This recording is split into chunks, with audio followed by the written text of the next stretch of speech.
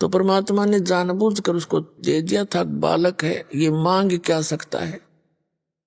3 युग में जीव थोड़े ले जाना। मालिक को मालूम था कि ये ना करें भक्ति मेरे आड़ी 3 युग में, और कलयुग में ये महादुखी हो जाएंगे। और जो साधना ये कर रहे होंगे इन नकली संतों द्वारा बताई हुई, उससे इनको लाभ होना है नहीं, और पिछले पुण्य के इनके हैं ही नहीं, होंगे ही नहीं। कलयुग में तो इतने अमकति सतयुग त्रेता द्वापर से अपने पुण्यों को नाश करते करते यहां तक पहुंचते। तब परमात्मा को पता था कि उस कलयुग के बिचली पीढ़ी के समय में ये सभी उस काल के जो फैलाए हुए जाल में सब संतों पंथों के पास घूम फिर कर उनके ज्ञान को सुन सुना कर ये सारे थक चुके होंगे, और स्थिति ज्यों की त्यों होगी। जैसे ये जय गुरुदेव पंथ का प्रवर्तक श्री तुलसीदास जी थे, ये मेरे ख्याल में 70 साल तक सत्संग कर गए, 70 से भी ज्यादा कर गए होंगे। और जब से सत्संग करने लगा, जब से न्यू करने लगे थे, हम तो छोटे छोटे ही थे जब पढ़ा करते, जय गुरुदेव सतयुग आओगा, जय गुरुदेव सतयुग लाओगा। वो सतयुग तो है ना, और आप भी चले गए ब्रह्म माटी करवा के। अपने आत्मा ना उनकी साधना ठीक, ना उनका ज्ञान कोई भगवान वाला, ना उन्होंने कोई सतग्रंथ धार मान्या। अपनी लोक वेद सुनी सुनाई उस शिवदयाल की दंत कथा से लाखों करोड़ों जीव काल के मुंह में डाल दिए। अब जो दास बताना चाहता उस प्रसंग पर आते हैं कि अब ये जितने भी काल के पंथ थे, काल ने कहा था 12 पंथ करूं मैं साजा, नाम तुम्हारा ले करूं आवाजा।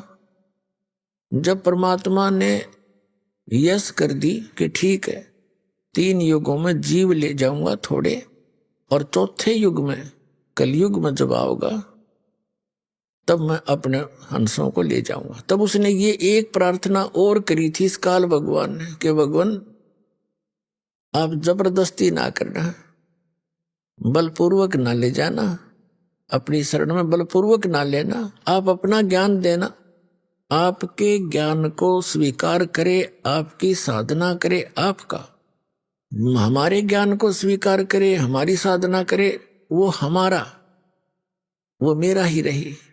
परमात्मा को भी पता था कि जब तक ये मेरा ज्ञान और मेरी भक्ति नहीं करेंगे तो मेरे होंगे कहां से। तो ये यस कर दी थी दाता। तब एकदम तेवर बदल गया और लगा कहने के परमात्मा कबीर जी अपने ही पुत्र जोगजीत के रूप में आए हुए थे। तो कहा था इस काल ने कि जाइयो जोगजीत संसारा, वैसे चला जाइए संसार में जाकर। कबीर साहब ने कहा था कि मैं इस उद्देश्य से आया हूं अपने पुत्र जोगजीत के रूप में, कि पिता ने भेजा हूं, और मैं इस उद्देश्य से आया हूं नीचे जाकर बताऊंगा कि तू काल है और तू भगवान नहीं है, और तूने अपने आप को भगवान सिद्ध कर लिया।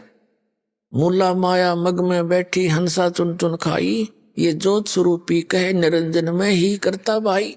एक न करता दो ना करता नौ ठहराए भाई, और 10वां भी धुंधर में मिल जा सत कबीर दुहाई।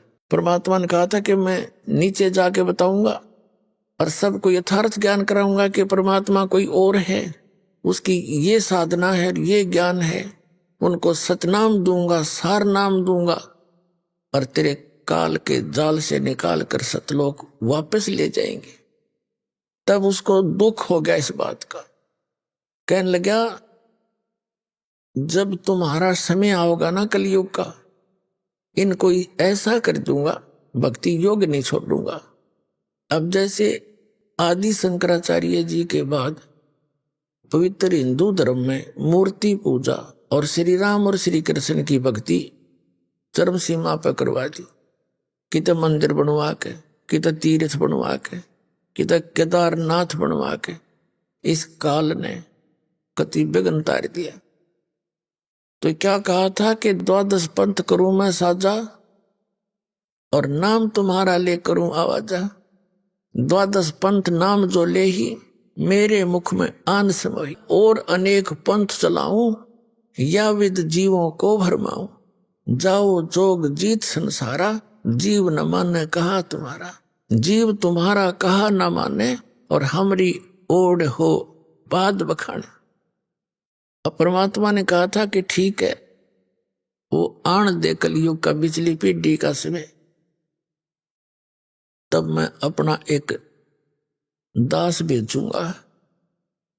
परमात्मा ने कहा था जब बिजली पीढ़ी का समय आएगा और 5500 वर्ष कलयुग बीत जाएगा,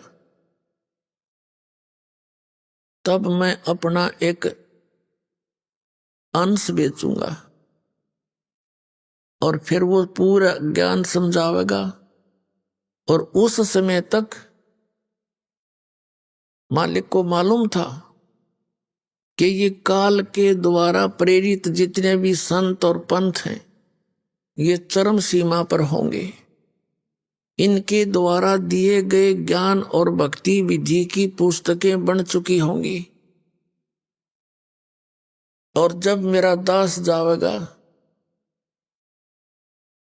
इनकी सबकी पोल खोल देगा, सदग्रंथों से मिलावेगा और इनके थैलों के झाड़े ले लेकर खोल खोल के दिखाओगा, देख भाई असली और नकली की पहचान करा के, और मेरे बच्चों को मेरी शरण में लावेगा। तो वो समय ईब आ गया। तो जैसे गोरखनाथ जी को पता था कि यू कड़ी बिगाड़ेगा, उसको केवल सतनाम दिया था, वो 2 अक्षर का।